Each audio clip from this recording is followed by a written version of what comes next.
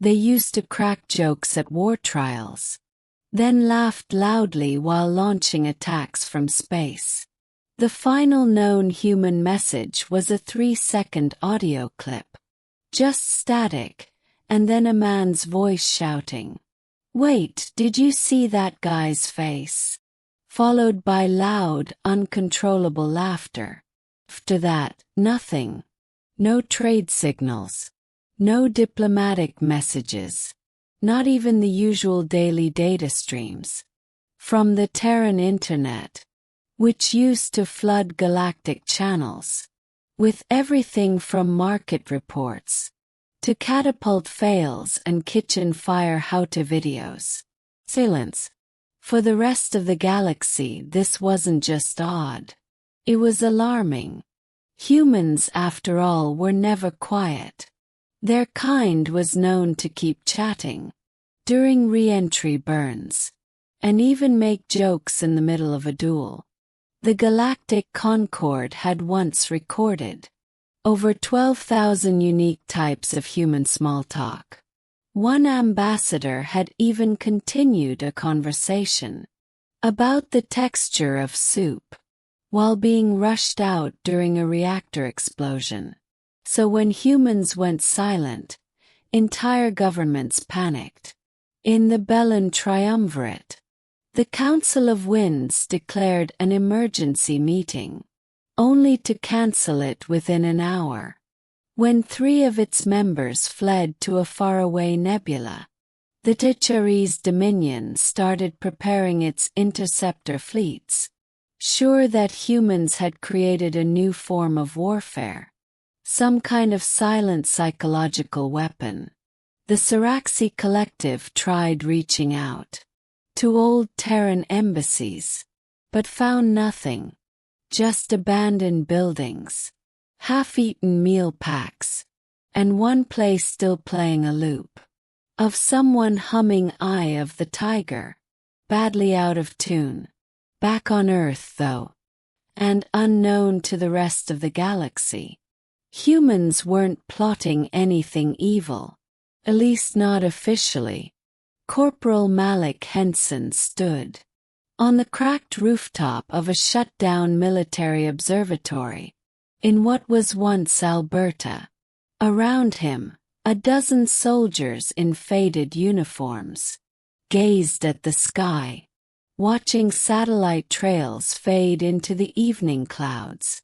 "I still think we should have left one signal on," someone whispered. "Why?" Malik asked, chewing a strip of beef jerky. "So they know we're still here." "Where's the fun in that?" Behind him, Corporal Dwayne Castillo sighed slowly.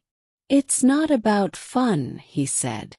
"It's about, I don't know, letting them know we're not dead. They'll figure it out eventually," Malik replied with a smirk. "And then they'll start guessing why we went quiet. That's the whole point of the game." The game, as it was once called by Colonel Reed, before he disappeared into a top-secret underground lab, was simple: pretend humans went extinct. For 1 full year, no human was allowed to send messages, signals, or replies on any known frequency.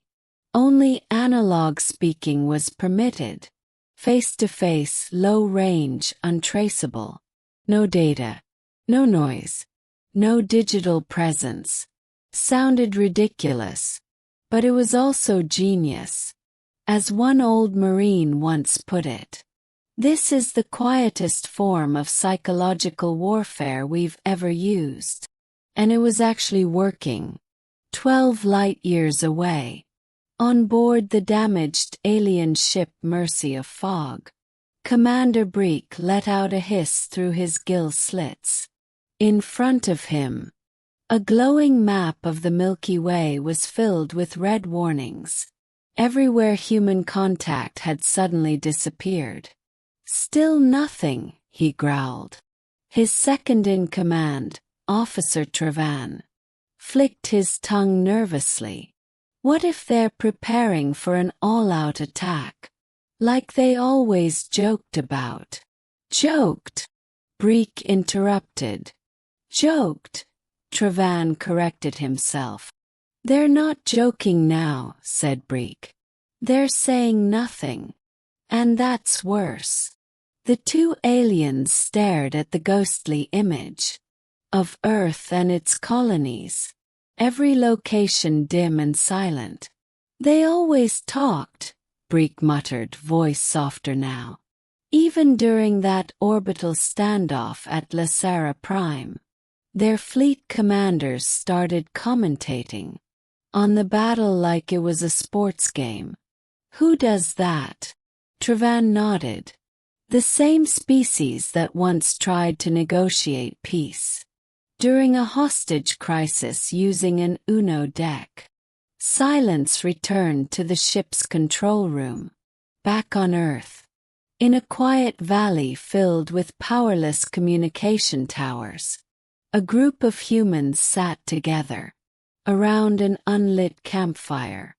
Phase 3 starts in 2 weeks, said one of the older men, nodding toward a field map covered in rough sketches and odd notes. That's when we begin placing the fake evidence. A younger recruit blinked. Fake evidence? Malik grinned. Yeah, broken helmets, burned notebooks. A wall with creepy graffiti written in 20 languages saying, "They are under the skin now." Stuff like that. And how exactly does that help us? The recruit asked.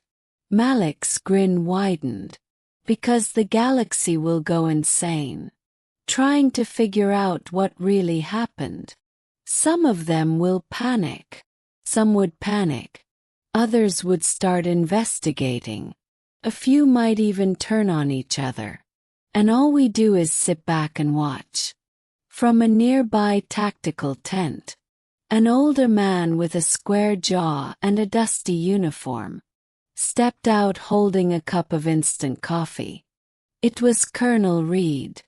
"Gentlemen," he said, his voice rough, "it's time we remind the galaxy why you never ignore the species.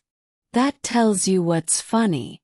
And then suddenly goes silent. Meanwhile, not all humans followed the silent plan. In a messy mining station, on the outer rim of Titan, 4 Terran workers had completely forgotten about the Galactic Silence Protocol. They uploaded a video to the Conquer net. 3 men in orange suits, lip-syncing to Take On Me, while floating in zero gravity and using traffic cones as props. The video was quickly flagged by 10 different alien intelligence agencies. No one could agree on what it meant. Was it a secret threat? A hidden message declaring war? Or some bizarre ritual before an invasion? Either way, it triggered a galaxy-wide emergency alert. Do they mean something with that song choice? A Lentari analyst shouted. Inside a war room filled with confused researchers, one scholar whispered, "I think they're about to attack. Or, they're remembering something." Remembering what? Back on Earth, the silence continued. Colonel Reed's network of hidden operatives was growing. Satellite signals were captured, decoded, and ignored. Alien probes were quietly destroyed by Earth's AI-controlled railguns, with no explanation given. The plan was simple. Act like Earth was empty, but make sure any intruder never made it back to tell the story. "It's strange," said Castillo one night, as they watched a probe burn up in the sky from their observation post on a ridge. "We used to want the galaxy to find us. Now we're scaring them, just by pretending we're gone." Malik smiled. That, he said, is the most human thing we've ever done. 12 systems away. The Rousey Federation had called for an emergency summit. Alien leaders shouted across glowing roundtables, arguing over endless theories. Extinction event, civil war, solar virus, sudden ascension. Then quietly a junior analyst raised a hand. What if they're just messing with us? The room went silent, and somewhere, hidden in the mountains of Earth, a group of humans grinned. The emergency summit collapsed. After 3 alien delegates fled the meeting, convinced Earth was now haunted. In the capital ring of the Rousey Federation, news tickers flashed non-stop with wild updates. Humans are extinct. No, they're in hiding. Wait, they've evolved into pure energy. Or maybe they're scattered minds, floating in a subspace cloud. Every galactic superpower had a different theory. But only one thing was certain. The humans had stopped answering, and the galaxy had no idea how to handle that. Here is your next part, carefully rewritten with simple and easy wording, correct grammar, suitable synonyms, and a respectful, copyright-free tone, word by word as you requested. Brigeeks, commander of the Mercy of Fog, now sat quietly in the dark. The bridge lights were dimmed to reduce something called neural static, whatever that meant. His crew hadn't slept properly in 3 full cycles. The silence was starting to feel real, like a physical pressure slowly crushing their skulls, like the weight of the atmosphere closing in. "Commander," said Travan, his voice dry. "We just intercepted another unmanned probe. Terran origin. It was empty. No data core, no heat signals. Just a pineapple taped to the front." Brigeeks blinked slowly. "A what?" "A pineapple," Travan repeated. "You heard me. And it was labeled in 6 languages. It just said, 'Still watching.'" Brigeeks stood up, jaw tightening. "They've weaponized nonsense," he muttered. "They're sending mockery through space." Meanwhile, far away, deep beneath the oldest ice shelf in Antarctica, a group of human technicians gathered around a glowing screen. Lines of alien communication scrolled down. Intercepted messages from 6 powerful alien races. Messages full of panic, wild guesses, and desperation. It was beautiful. "I can't believe they're still freaking out over that pineapple." One of the communications guys laughed. "Wait till they see the next one," said Castillo, grinning. "We stuck googly eyes on it." Around them, the low hum of buried machinery pulsed, like the heartbeat of some giant sleeping creature. Yes, Earth had pulled back, but not to hide. It had stepped away to watch, to study, to let the galaxy's arrogance turn inward and slowly tear itself apart. The silence protocol was just the beginning. The real move was about to begin. "We're launching the blanks tomorrow," Colonel Reed said, walking into the room and tossing a datapad onto the central table. 24 ships, human models, no crew, all set on random flight paths, each one sending out random frequencies and releasing decayed Terran biosignatures. "What kind of random?" Malik asked from the corner. Reed shrugged. "One ship's broadcasting a cookbook. Another plays whale sounds. One just loops the words. Bring back socks in ancient Terran Cantonese. The men laughed, short, sharp, and amused. Let them find those, the colonel said. Let them come to their own conclusions. By the next galactic cycle, chaos was spreading faster than a gamma burst. The Velen triumvirate took the distorted human biosignatures as proof that humanity had begun cloning itself. The Threx Dominion believed the whale song was actually a coded battle anthem. The Saraxi, who had long suspected that humans were ocean-based predators, saw it as proof of some underwater revival. The Mar Consortium even launched a rescue mission to investigate the sock message. 3 of their ships disappeared. Back on Earth, humans were calmly recording the galaxy's reactions, like scientists observing how bacteria evolve. They built graphs, mapped fear curves, and predicted fleet responses. The silence had now become more than psychological warfare. It had become a galactic science project. Even regular non-military people took part.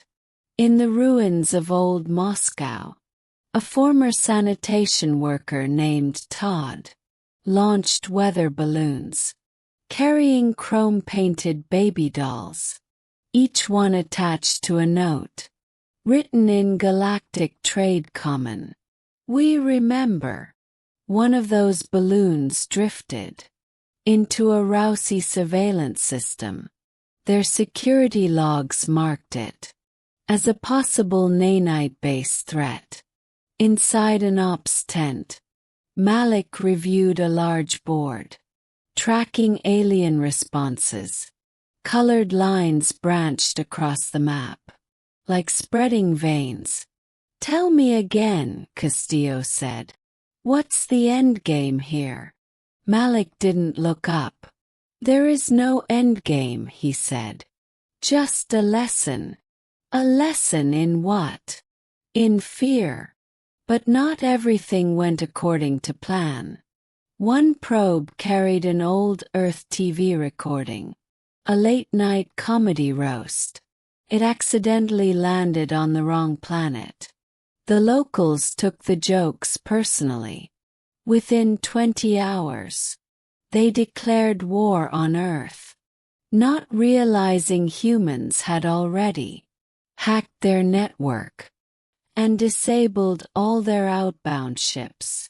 At a listening post on the moon's dark side, 3 human operators monitored the rising diplomatic chaos, with popcorn in hand and calm expressions. One of them, a gray-haired soldier named Powell, zoomed in on a message from the Ezeri hegemony. They're begging the Threx to launch a preemptive strike on Earth, he said. And the Threx? Asked the man beside him. They want no part of it, Powell replied. They think Earth has evolved into something cosmic, like the next stage of existence. The third man gave a low whistle. So we're either ghost gods or imaginary viral legends now. Powell popped another kernel of popcorn. Pretty sure someone called us space demons last week. The human silence, followed by their strange, scattered clues, had created one clear result. Nobody wanted to make the wrong move. Everyone was too afraid to disturb the Terran mystery and risk awakening something they didn't understand. But not all alien races were content with simply guessing. A secret joint task force of 5 species launched an operation called Project Candlelight. It was a stealth mission, designed to sneak past Earth's defenses and make direct contact. They approached silently from the Kuiper belt, unarmed, scanning the void, searching for any sign that the humans might still be real. They never reached Earth. Somewhere between Neptune and Mars, the stealth ships vanished from all known sensors. Later analysis showed a strange distortion wave moving through the area. No explosion, no heat, no debris. Just a ripple in space. A trace. Like the fingerprint of something impossible. In the command bunker. Deep beneath what used to be Colorado Springs. Colonel Reed watched the data roll in and gave a small nod. Good, he said. They took the bait. Was that the null array? Castillo asked, trying to keep his tone casual. Reed said nothing, just took a slow sip of his coffee. Across the stars, alien species began pulling back from Terran borders. Exploration ships turned around. Colonies near old human trade routes were quietly shut down. For the first time in recorded history, the galaxy was organizing itself around an absence, around the silence of a species that used to broadcast birthday parties and cooking accidents at faster-than-light volume. In a peaceful hill station in Patagonia, 3 humans sat under the sky, playing chess. "We're legends now," said the youngest, a Marine named Alan.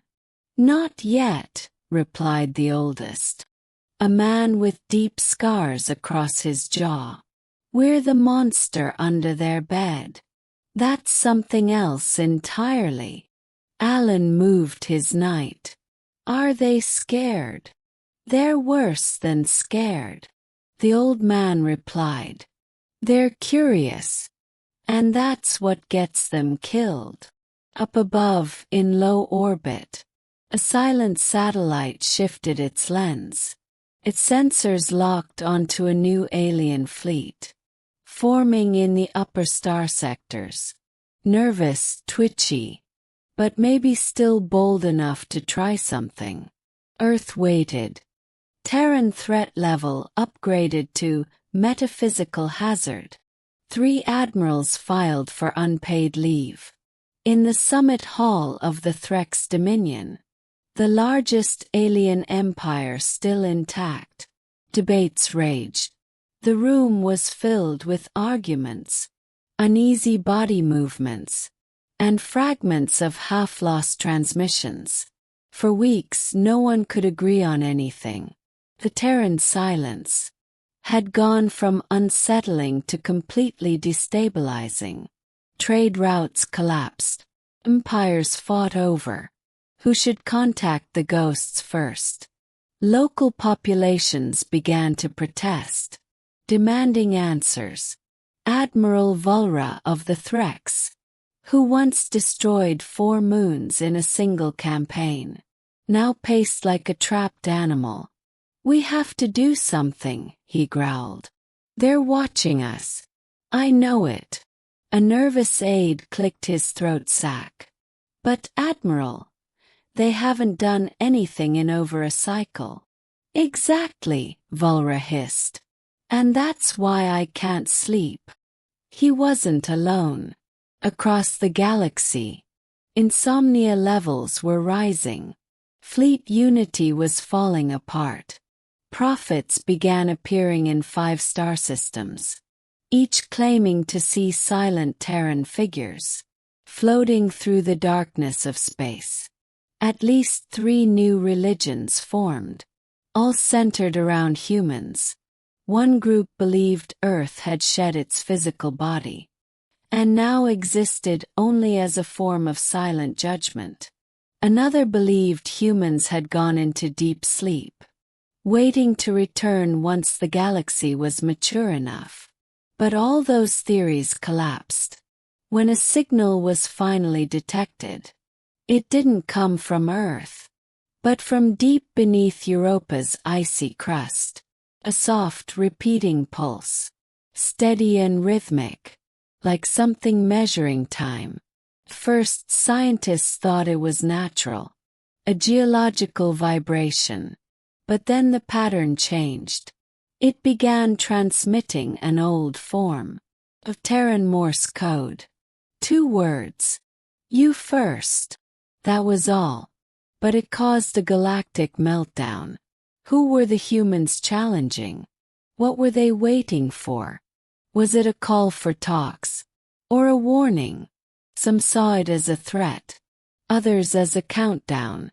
The galactic concord broke into separate camps. Some pushing for military action. Others demanding peace. A small alien race, the Galari, sent a reply offering peace and surrender. They never got a response. Later, 3 of their ambassadors disappeared. While heading to Earth, their ship was found fully intact. Every system erased. No damage. No crew. Just one Terran phrase etched into the pilot's console. Try again. In Antarctica, Colonel Reed sat alone, at the edge of a frozen abyss, where the true command center hummed. Deep underground, Malik and Castillo walked up, faces rough from windburn, holding a data pad. They're moving again, Malik reported. Not just probes this time. A full fleet built by the Roxy Federation, backed by Threx Tech. Estimated 70 stealth warships, entering the Sol system in 8 hours. Reed nodded, eyes fixed on the icy horizon. Let them. Castillo lowered his voice. Do we respond? No, Reed replied calmly. We're done with the experiment. Aboard the alien flagship Crystalline Virtue, the Joint Fleet Command Center buzzed with tension. Sensors picked up nothing. Earth's orbit was clear. There were no signs of satellites or ships. Earth looked empty. A ghost world, with oceans and city lights, but no sign of life. Commander Harevek, one bridge officer whispered. Should we send surface scouts? Harevek stared at the slowly rotating blue planet. Numbered. Calculated. Not yet, he said. They want us to. The longer the fleet drifted in orbit, the stranger everything began to feel. One of their long-range drones sent back a live video feed of a Terran forest, with birds flying, clouds rolling, and a child's swing gently swaying in the breeze. Wait, someone muttered. Did you say, child? They replayed the footage. In a single frame, barely visible between the tree branches, a boy-shaped figure stood completely still. Then the video feed cut out. Static. They launched another drone, captured the same location. But this time the swing was gone. Only an empty field remained. No movement, not even wind. Then the music began. Soft at first, slowly creeping into every communication channel. It was a human piano melody, gentle and sorrowful, the kind played at funerals or for final goodbyes. The crew panicked, trying to trace the signal. It wasn't coming from Earth. It was coming from inside their own ships. That's when the fleet started to fall apart. One by one, ships began shutting down. Not exploding, not under attack. Just flickering out. Lights dimmed. Power drained. Command systems reversed. Navigation spun in loops. Gravity failed on 3 cruisers. One ship began broadcasting laughter from its environmental systems. Human laughter, not aggressive, just casual, familiar, and impossible to stop. In a desperate final move, a destroyer fired a missile toward Earth's surface. But the missile never landed. Mid-flight it changed direction, looped upward, and exploded harmlessly in the atmosphere.